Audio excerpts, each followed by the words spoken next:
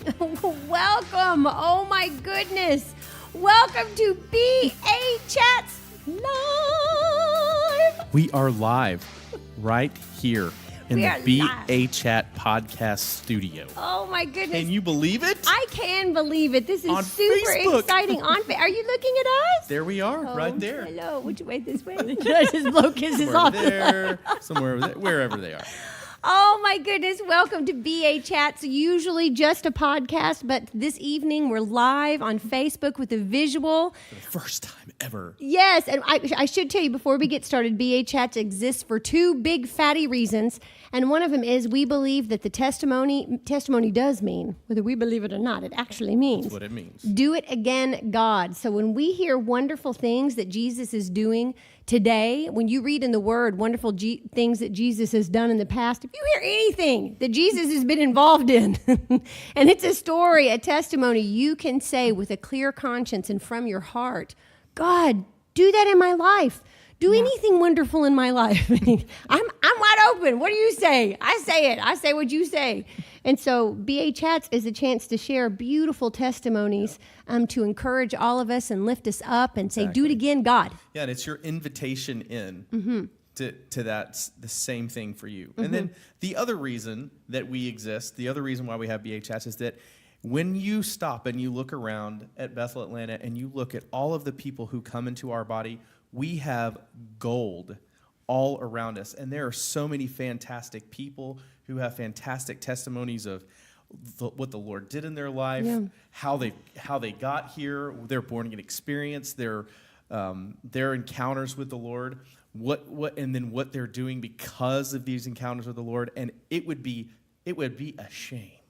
And we don't believe in shame, but it would be a shame to not share with our now live listening audience on Facebook and everywhere over the planet of what God is doing here. So we want you to know who these people are and get to know them. That's right. Yep. And our guest tonight, how appropriate, one of our favorite people, one of the coolest people that I know, one of the most powerful people I know, one of the best looking people I know, is our very first BA Chats live guest, Jenn Stockman. Yay! I'm so glad to be here, you guys. I feel so honored. I feel so seen. You are seen. You are.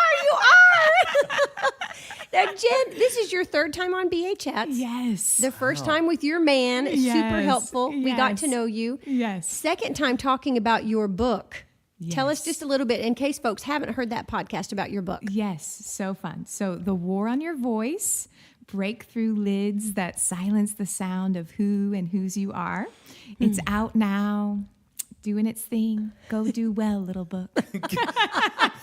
Go do well, little arrow. Hit your mark. Prosper, multiply. And Jenn had such a beautiful process in writing this book, and I was so honored. We were so honored.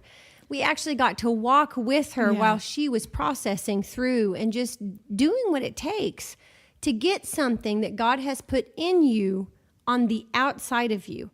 And it's something that I have personally struggled with since I've been on the planet. It is not my forte. There's a lot in, there's not so much out. And it's a real issue. Yeah. And I genuinely have never seen anybody walk more honestly and more powerfully and more swiftly and just step by powerful step to powerful step than you. Wow. And so I'm just Thanks, so Rach. inspired and very excited for you to share about that inside process, the creative process for creatives that we actually can hold something and somebody else benefits from what Jesus is doing on the inside of you. Yeah. So that's what she's in to talk about this evening. Yay. So where's a good place to start, Jenn? Well, probably 2015. It's a good place to start. We can start there.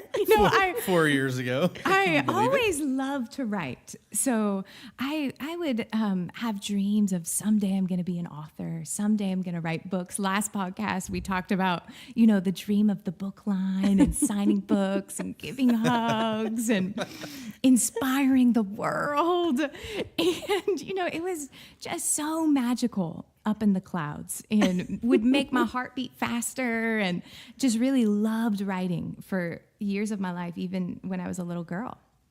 And probably right around 2015, I really started feeling the Holy Spirit putting his finger on, it's time to write. It's time to write. And I started putting write a book on my goal list starting in 2015, probably. I'm going to write a book this year. This year I'm going to write a book. 2019 is the first time I haven't put that on the list since 2015. You knocked it off the list. Way to go. I've just really been savoring what's not on the list this year. It's gotta feel feel so good. It feels great. And, so it was just not magical. And so I was just having the hardest time. I would just sit down. I'm gonna write a book. I'm gonna write a book, and I would just write some stuff, and it would just be me and my cup of coffee, my computer, and I would just be blushing because it felt so dumb. I'm like, this is dumb.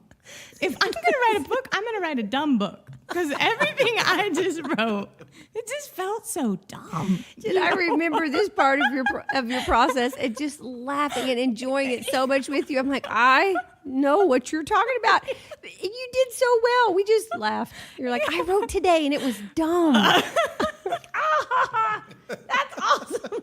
So there was so much wrestle going on, and even in chapter 1 of the book, I talk about that chick wrestling to break out of an egg, and it was a several year wrestle for me. And what would happen was I would knock on the eggshell every month, maybe, and be so shocked that it wasn't breaking through. Why am I still stuck in here? I'm like a miserable writer. And I just kept looking for the vein of delight that I know is the way of the kingdom, the vein of joy that I know is the atmosphere of heaven. And I just kept pressing on that shell, but it would be in very inconsistent sprouts because there wasn't a lot of feelings motivating the desire to write. So when I look back on my journal entries, so many times for a couple years, I would say, I'm trying to write a book. I'm trying to write a book. And I remember reading one journal entry when I was just kind of reflecting on the process. And it was probably about 1.5 years in. And I wrote, I heard the Father tell me, stop saying you're trying to write a book. Say, I am writing a book. And I had to begin to change my language to not express the wrestle as the overwhelming reality in what was happening. No, I am writing a book. And if I only write one sentence today, I am writing a book. And I just began declaring over my life, over my process. I remember walking around the house saying, I'm an author. Well, authors write books. That's what they do. I am a writer, and in that wrestle, my motive was just getting so refined because, the pain of having to grow into new territory and learn new skills, my current motive wasn't enough to keep me consistent. And was the current motive at the time the hugging people in the line and the inspiring the original one of you wanted to inspire? Was that the current motive? It felt like just something I always wanted to do. Okay, and it just wasn't enough to push me through the pain of this is not fun. Okay, and so. As I wrestled inside of that shell, I could feel the Lord not changing the subject about writing this book. And so I had to decide, it wasn't loud. It wasn't like writing on the wall. And one of the most shocking things in this process for me has been realizing how easy it is to walk away from things we feel called to. And it was just so easy to keep walking away from the computer. I walked away for a couple years, and would just make my way back and walk back. And it was very sobering experience looking on the other side, oh, wow, it's easier than I thought to not do the thing that's been in my heart to do, or to not do the thing I really feel called to do. Wow. So in that wrestle, I really felt my motive for eternity, my motive to be found faithful, my motive that just really cares about what he thinks. And that motive started perpetuating a consistency, like a faithfulness that just wasn't there before. So there was a lot of refining that took place before I broke through and had this writer's, experience open up to me. I remember I kept feeling the Lord saying, you need to get up early. You need to get up early. And I would try, and I was just so tired.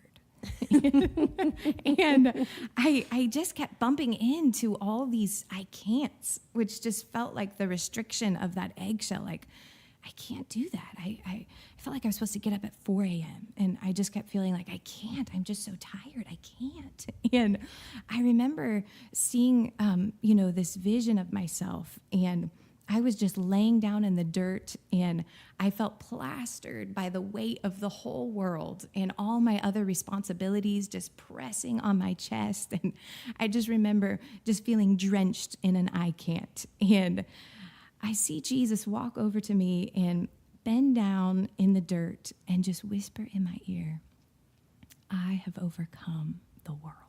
And he was just so happy. And I felt the invitation, I have not called you to a life that you can do. And the sooner you stop expecting to be able to do what I've called you to do, the sooner you'll find joy in what I've called you to do. Oh, Jen, say that one more time. So he just kept reminding me, like, I have not called you to create a life that you can do on your own. Wow. And the sooner you stop expecting to be able to do life on your own, to accomplish what I've called you to on your own, the sooner you'll start enjoying what I've called you to. Jen. And so simple, Rach, but I just started asking for help to get up early. I mean, help me, Jesus. No, but I so appreciate this too, that it's that easy, to not do it until you do it and you're like, oh my goodness. Yeah. And just started delighting. And that has always been my dream, to live a life that's beyond me. Wow. And that's the call of the Christian life. It is. That we would be able to throw something at his feet that he won. Not something that, here's what I did. Sure. But no, here's what you won, abundantly above and beyond all that I could have ever asked or thought within my own paradigm, within my own strength. And so I just started asking for help to get up early. And, it only took a couple weeks of getting up at 4 a.m. and finding a several-hour window where I had uninterrupted time to really get in a good groove. Because we should mention here, Jenn is the mom of 4 beautiful girls that you homeschool. That I homeschool. Yes. And you have a job. And I have a job. I remember during this beautiful revelation, and we were over here, and you came once, and you're like, the shock is this, Rachel, I'm shocked, and this is what it is. Yeah. He's not letting me off the hook because it's hard. Right. Those are my words. But I remember thinking, that is shocking. There's no give, and you're like, no. Yeah. He really is asking me to get him. Yeah. Oh, how can I help? I was like, I don't know what to do. Yeah. And so many previous seasons, I've just been so acquainted with that voice of grace. You're too hard on yourself. You're doing so well. You are more than enough. And it was shocking to me to hear the voice of grace whispering, you can do more than you think. I remember this because it was shocking. Yeah. Because it's not like you were doing nothing. Right. And, that's the whole nature of I believe in you more than you believe in yourself. Wow. And I see more in you than you see in yourself. Wow. And learning to yield to that voice was definitely a huge part of the process for me. Wow. And what I found was he was so right. within a couple of weeks, what happened was I was popping out of bed at 4 a.m. and I could not wait. And I went into probably a 3 to 4 month time during the summer months. And I would see him in the dark out on my back porch, just these flashes of him pacing my porch with little nerd glasses on. And I was surprised by how eager he was to hear what I had to say. And I would feel him leaning over and watching what I was writing. And I found that the greatest motivation, the greatest thing that set me free, because a big part of the wrestle where I kept getting so stuck thinking everything I wrote was so dumb was I couldn't get out of my head how people were going to receive what I was writing. Am I going to be understood? Is this going to make sense? Are people going to think this is ridiculous? I'm so glad. I want to talk about this quite a bit because I feel like this is a huge stopper to anybody who does anything. I mean, this just has to be confronted, or you won't do anything. Right.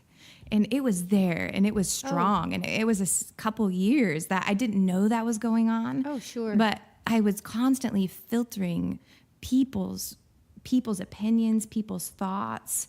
Is this going to be a mediocre book? Who wants to write something mediocre? Yeah.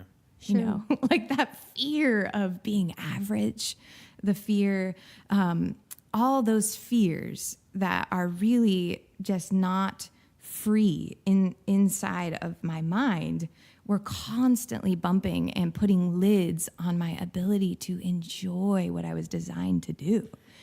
Do you feel like these things are here? Yeah. I would say that they just kind of lie dormant. Is this right? Yeah. Until you go to do something. Mm-hmm. Is that when you notice them? Yeah, because, I honestly thought I was super free before I started writing a book. And I would say you are super free. Yeah. You were super free. Yeah. And, my freedom process, I just hadn't done anything so out of my normal groove in several years that reached down far enough to what was still there. That's and, helpful. Blake Healy says this thing, the best way to do spiritual warfare in your life is to begin to move towards your dreams. I haven't heard Blake Healy say that. Yes. You gotta say put that that on again. a shirt. Say it again. Helpful. Hashtag. The best way to do spiritual warfare in your life is to begin to move towards your dreams. And I think it does. It confronts what just isn't accessible in our daily comfortable space, And it's kind of like that. I think it's a healthy cycle where we break through into a place in our promised land. And then we go into seasons of settling that land. Like, oh man, I am making this home. Graham Cook says it's like, it's one battle to get your breakthrough. It's a second battle to sustain your breakthrough. And so I don't think it's bad. I think it's part of kingdom nature of being pioneers, being overcomers, is that we conquer a fear. And then that's not the end of the story. Then we actually set up camp in freedom, and we begin to build a life and a home there. But then the next season, there's another invitation. Hey, look at what's over there. Do you want to go explore that land? Like, there's more to see. And then there's an invitation. Are we going to stay comfortable and risk complacency? Or are we going to pack up and go scout out some new territory? Is some of this because we work hard to come up with our routines? It's work. Yeah. And so once you get in it, is it just the comfort of the groove? Because, with your kids, we work hard as parents to come up with a routine. You need some consistency when you have 4 children. Yes. Oh. Yeah. So is some of it that? Once you get it going and you just want to stay there for a while, is that when the Lord typically calls us on?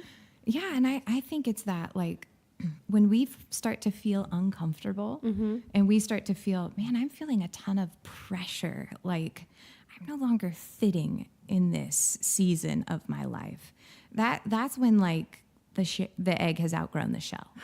Did you just say that pressure is a sign of that we need to expand? We need to expand. When you That's start helpful. feeling like you can't breathe, and like it's getting really tight, and you want to start blaming everybody else, like, hey, the hen didn't give me a big enough shell to grow and thrive. Hey, when we start looking for reasons, why I'm starting to get super uncomfortable and not feeling like I'm thriving and fully alive. That is often the signs I have seen in my life. Hey, it's time to break through something. It's time to take some new territory. It's time to take some new risks. It's time to move forward. Jen, that is helpful. Yeah, and that doesn't happen in a day. That's where, okay, I'm not going to let this go. I have failed at this for 2 years, and I'm going to keep failing until, the chick has to relentlessly hit that shell.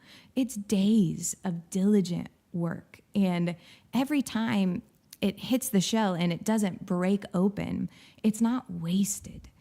So even though it took me 2 years to get into that moment, that 4-month season where really the whole book came out in those 4 months, I couldn't have gotten there without every little, my little egg tooth breaking into that shell. Like it was all a part, because the resistance is building a strength. It's building muscles that are absolutely necessary to sustain what's on the other side of the breakthrough. Jen, when you had this season, you are a happy person. You often say about yourself, you're one of the happiest people you know. Yes, huge life goal. You are one of the happiest people I know. And I remember thinking, after you stayed at this and you were up at 4:00 in the morning and you asked the Lord for help and you felt him over your shoulder being excited about it and you saw him pacing. I saw him pacing. Hey, do you remember that? I was like, Jen, I saw Jesus pacing in your house. And you're like, I see him pacing in my house. That was the best. And then it was after that here comes the flow. And I remember consciously thinking, I've never tried to imagine Jen happier than she already is. But she's happier than usual. And I remember thinking, whoa. I just never even asked what that would be like, because you're just such a, but it was beautiful. There was a marked difference. I mean, you still carry that presence. Do you own that now? And now you get to move forward with that presence at your back? Yeah, you know what? I feel like I'm still settling that land. So I have broken through into, it really ruined me, Rach. I feel like I tasted something I had never tasted before in that 4-month, window. And so much of it was complete freedom from the thoughts of people. Oh. Like I no longer, and it's just more perceived. It's not even real thoughts coming out of people's mouths. Again, I love that you don't actually know that that's going on until you move towards something. You try to do something, and that's when the awareness comes of, whoa. Yes. Okay. I love that. And it was the freedom from that you taste. Okay. Yeah. Wow.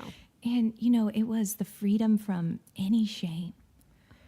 I literally felt like an intoxicated person, who just tells you the whole story in 45 seconds with so much joy, No inhibition. Yeah, then this happened, then that happened, then this happened, without any care about what anybody thinks, and it literally felt like worship that I had never tapped into in any song I had ever sang. Whoa, Jen. In any way I had ever given myself to his presence.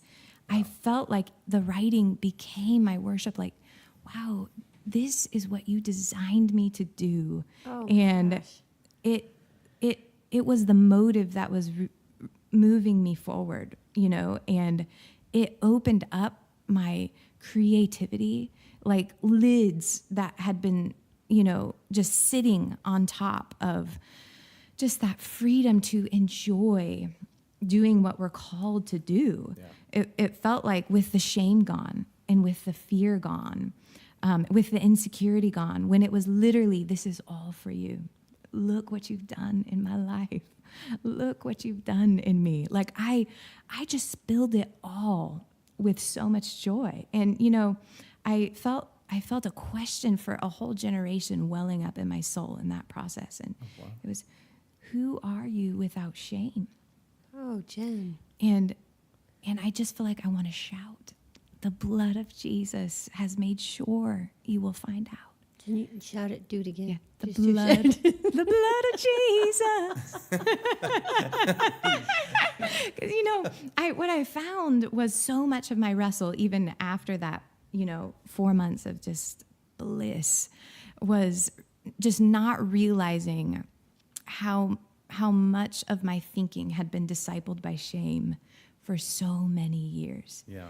And so what I thought were just normal thoughts are actually thoughts we learn from an entire culture that's wrapped up in shame. And so I That's amazing. And we don't see it and we don't hear it. yeah. Because it's a normal. Yeah. And you got to just blend in. Don't be too much. Don't be too different. Is this the voice of shame? The things? Yeah. Don't put yourself too out there. Don't share that.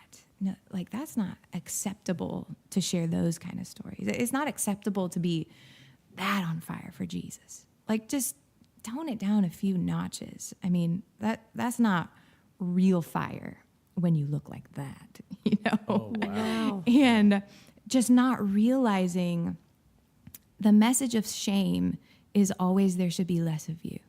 Oh, Jenn, no, I didn't know that was the message of shame. Yeah, there should always be less of you. There should be less of you at the table.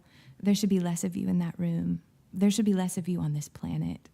It would actually be best if you just tucked away and hid for good, And I didn't know how much of what I thought was just my personality was actually, Jesus, just recently, I felt him say, shame actually gave you that thought. And are you ready to be done being discipled by shame? Gosh, Jenn. And so I feel like I'm just opening up my heart like an open canvas, and I'm just saying, oh, Jesus, I want to be discipled by you. My whole life goal is to be a follower of Jesus as an author, as a daughter, as a mother, as a wife. I just want to be a follower of Jesus. So I think, I didn't know that hiding behind this invitation to write a book with him was a process that my soul desperately needed. And more than anything in that process, what I will treasure till I go to the grave is who I have seen him to be in this whole process. And who I had no idea how much what I had to say meant to him. And when I realized Wonderful. when I realized he was waiting to see and hear the words that I would write, the thoughts of anybody else completely lost their influence in my mind. Because I wanted to be the purest me for him. I wanted to be the me that he dreamt about before the foundation of the world, when there wasn't a moment of trauma, when I never knew even the voice of shame, when I didn't have one violation of love, when it was just me in his heart. What did you dream up? Because that's the me that I want to express to you as my worship. Wow. Jenn, that's beautiful. Okay, so 4 months of bliss. You get the book out, and I love this part. This is I my favorite love part. this I was part. just about to ask that question. I couldn't ever possibly pick a favorite part, but I love this part. You get it down, and then what? Well, then I realized, oh my gosh, I started reading it back. Not drunk, like Not sober. drunk, like I have to think now, because you have to put commas places, and I literally wrote like a drunk person. So it's like a little bit over here, a little bit over there, woo, and so I'm reading it back like my first proofread, and I'm like overwhelmed with, what did I just do? Like, oh my gosh, I don't want want anybody to read this. Whose idea was this anyway? What was I thinking? I wasn't thinking. That's what That's what happened. totally what Mine was happened. off. I stopped thinking. This is what happens when I stop caring about what people think. Like, whoa. And I was shocked. I was sober and shocked. And I was literally waking up in the middle of the night. Nobody had read it yet, just me. And I was sweating in the middle of the night thinking my heart would race. I was like, I couldn't sleep. It was interrupting my sleep, and it was intense. And, I remember the Lord telling me, this is going to be miserable. If you don't become a morning drinker, an afternoon drinker, an evening drinker, like if you don't continue to alter your reality, you're going to hate this. Wow. And I realized, like, it's like what we talk about when we go to a conference and we have an experience with the Lord that we treasure so deeply. Yeah. But then we actually have to bring it home and settle the land and wrap it into every cell of our being, wrap it into our thought life, that so many things we can get into in an encounter. Like, we can get it in a moment. Yeah. But an abiding place, a home, living it will never happen in a moment. Were you surprised that there was even an opportunity to go back? I was so surprised. Yeah. I was just like, I don't know how to do that. I mean, it was so great when it was just for him, and when it was just for him, I just felt like, oh, this is what I was created for you. I could do this all day long. Mm-hmm. And, I just really wrestled with, are you really asking me to like publish this book? Because I just want to be 100% clear. Like, I mean, because I would do anything for you, and two really moments that I will never forget. I was reading this phenomenal book by Peter Scazzaro called Emotionally Healthy Spirituality. And in this whole conversation with the Lord, I get to this part where he's talking about emotionally healthy leaders have no problem being absolutely transparent and vulnerable with their failures, with their weaknesses. And, I really share some of my lowest points in this book, And so I thought for a while, maybe I could just take those out. and then... In the editing process. And then I felt like... And then you would disvalidate your entire message. And then, that just wouldn't be right. And I'm reading the book, and... Shame is mostly bad. It's okay is the message of my book. It's okay to keep a few fig leaves.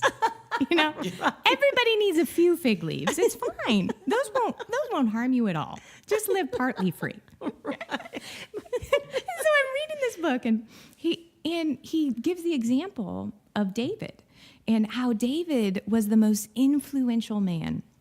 He had all the resources and wealth to write history. And he chose to use all of his resources, influence, authority to make sure his greatest failure shows up in the history books. Wow. And then commands the people of God he puts it in a psalm where they had to sing a song about his failure. That's great. Whoa, he did. And I feel the Holy Spirit say, would you rather put it in a song? A book is fine. Yeah. A book is fine. Sing it for the world to hear. It's just like, radically different thinking than anything that I have been accustomed to in my normal thought processes. Sure. And then the other moment was, just when I was really just questioning, is this really what you want me to do? Because, I told Justin several times, babe, I know it's a demon.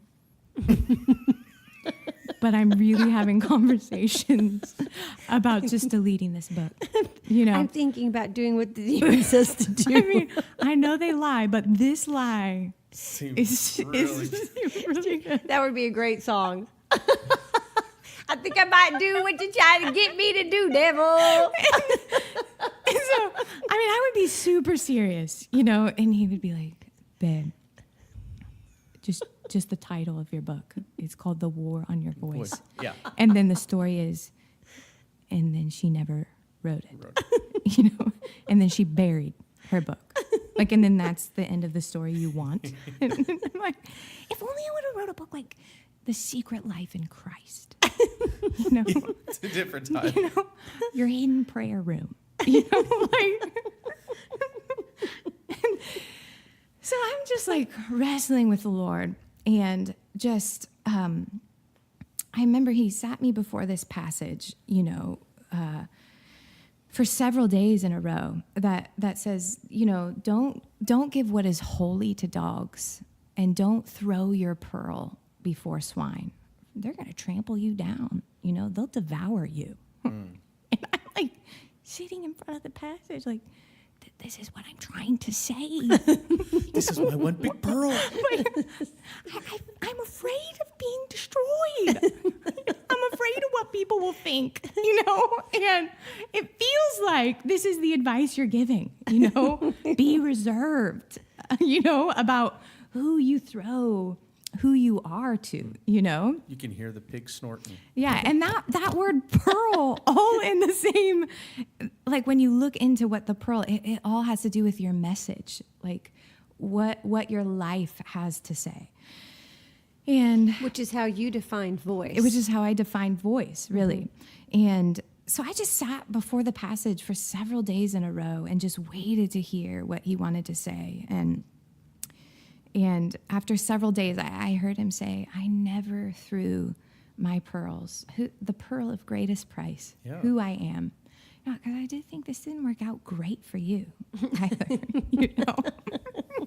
He said, I never threw who I was before dogs or pigs. I threw myself before my people. I thought she was worth it. Do you? Gosh, And Jenn. in a moment, I just started seeing fathers and mothers of our faith, heroes of our faith, throwing the best of who they are. Like even the fathers in our movement right now who've been so generous, you know, relentlessly giving away what the Lord has given them, relentlessly giving away who they are. And I saw Stephen, who's always been one of my favorites, and he gave the best of who he was and was literally stoned to death. And, you know, on the brink of dying, he looks up into heaven, and the Bible says that he sees Jesus standing. And I just saw like the standard of success in the kingdom will never be how people receive our pearl. Like it's never, you know, Stephen wasn't not successful because he was stoned to death. Yeah. Like that's what they did with his pearl. Like success will always be, what does Jesus do with what you did with your life? Gosh, Jenn. And he gave Stephen a standing ovation. Wow. You know, the King of all kings, who is seated at the right hand of God, got up out of his seat. And I just pictured him on the edge of heaven, waiting, exuberant, to welcome home a hero. That's my boy. Look. He thought she was worth it. You know, that Paul was in the crowd. You know, we know the story. Yeah. And Stephen thought he was worth his pearls when he was still destroying Christians. And his dying prayer that touched Paul's life that day, everyone that was there, Father, forgive them. Father, forgive them. And what Stephen did absolutely is still causing a ripple effect in history. Yeah. Because he thought the people of God were worth it like Jesus thought we were worth it. Gosh. And, you know, I just realized, man, I thought it was enough for Jesus to be worth it. But what I saw was his invitation, you know, I love it that you would do anything for me. I tell him that all the time. Jesus, I would do things for you that I would never do for anybody else. So if you want me to write and release this book for you, I will do it for you. But in that day, I really felt his heart. Like, I love it that you would do anything for me. But it moves me in a way that is, I just saw the tenderness in his heart when we think his people are as worth it as he thought. And you just think of, the love of a father, the love of a mother, that when you love my kids the way I love my kids, it moves you. And I just saw it as an opportunity to offer him something that I've just never seen as an opportunity before. And I just want my whole life to agree with what he values. And I just started looking around. You're worth it. You're worth it. Wow. You are worth it. Stranger over there, you're worth it. You're all worth it. No matter if you read this book or you don't, I just want my life to shout what Jesus is shouting. My people are worth it. Gosh. My people are worth it. And when we stop seeing ourselves as a dog and a pig, when we start seeing ourselves as the pearl that he bought the whole field for, then we can't help but see all the world around us as a pearl that he bought the whole field for. There will always be dirt, in my life. There's dirt, Yeah. And he is constantly reminding me, I bought the whole field. I own that dirt. It's actually not your dirt. I own the dirt all around your life. Yeah. And, I thought you were worth it. And I never changed my mind. And, I was reading in the Message translation when Isaiah is prophesying about the Messiah. And he's saying what the Messiah will say. And one of the things that just gripped my heart was the Messiah will say, I will never regret what I have done. Wow. That's beautiful. I will never regret what I have done. And Wow. He also says in there, I will never hide from shame. Wow. And so Meaning Jesus had the opportunity to be ashamed. I mean, just basically to hear what people were saying about him and feel ashamed, but he didn't. yeah, Wow. yeah, Jen, that's beautiful. Yeah.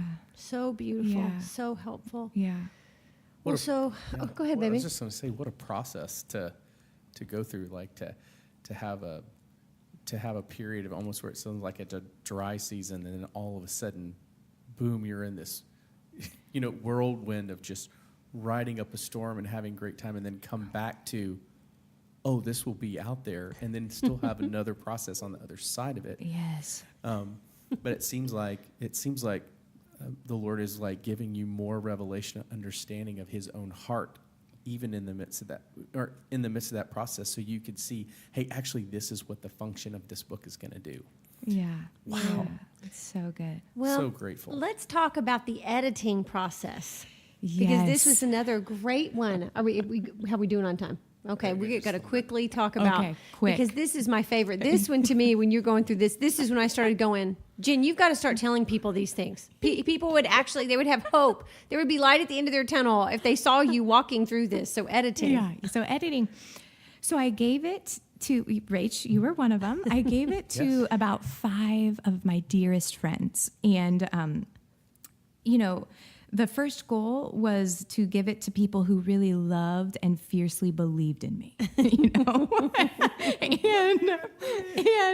and I also got some great feedback from that first round and made a ton of edits and went back in and literally poured sweat, blood, and tears over. Blake Healy gave me great advice about, with a self-published book, there's no one at the gate saying this book is ready or this book isn't ready. And he was just like, you have to intentionally put someone at that gate so that you're not the final authority on, is my book ready? And so I just purposely invited feedback. And so that was a several-month process, and making adjustments, just diligently working on it, learning grammar all over again. I thought it was really good. I thought, this is the best possible version of this book. And it was. I mean, we were boohooing through it, calling each other, Jen, Page Street, I love it so beautiful. I love you, friend. I mean, it was the whole, and it was all of us. And it was beautiful. And it was like, it was what I needed, But what I didn't see coming was, I just kind of prayed about an editor. I knew I wanted a professional editor. And Sherry Lewis was definitely my first choice. She popped up in my heart, and I just had 10,000 yeses and was really hoping she had space in her calendar to work on it. And Sherry's a friend of She's Bethel. a friend of Bethel. Bethel Cameroon. She's been on the podcast now twice, 2 or 3 times. I mean, she's brilliant. Brilliant writer. Yeah, she is. I mean, she is. I'm not sure what she doesn't do.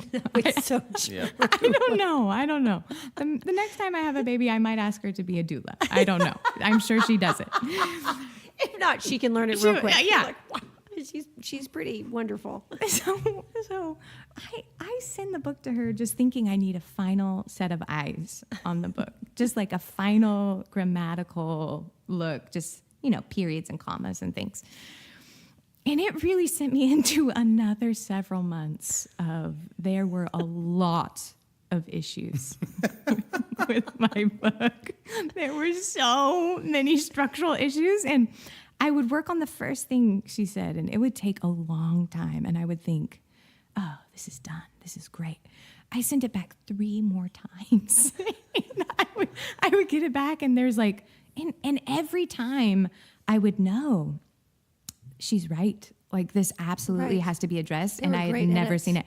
I didn't find out until so many months in that my title did not match the content of my book at all.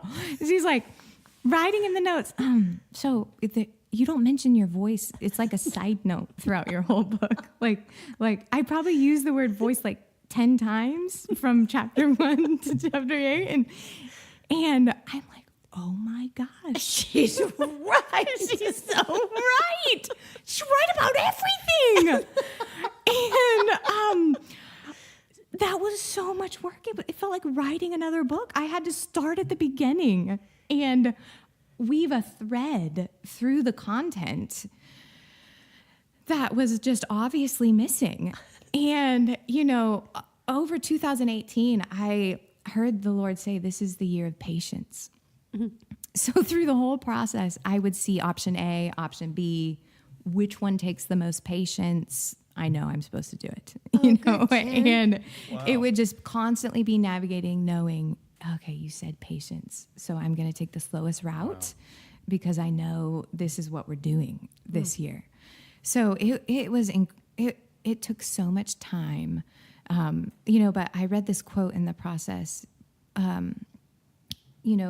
performance and striving is being wrapped up in what people think, but excellence is being wrapped up in what God thinks. Oh, wow. And I just knew, I want, it is our birthright to have a spirit of excellence. Wow. And it was more than worth the time to make sure, not that we're releasing something perfect, but that I know that I gave my very best. Wow. And I put someone at the gate. So when she gave that final congratulations, it meant the world to me. I fell in love with her.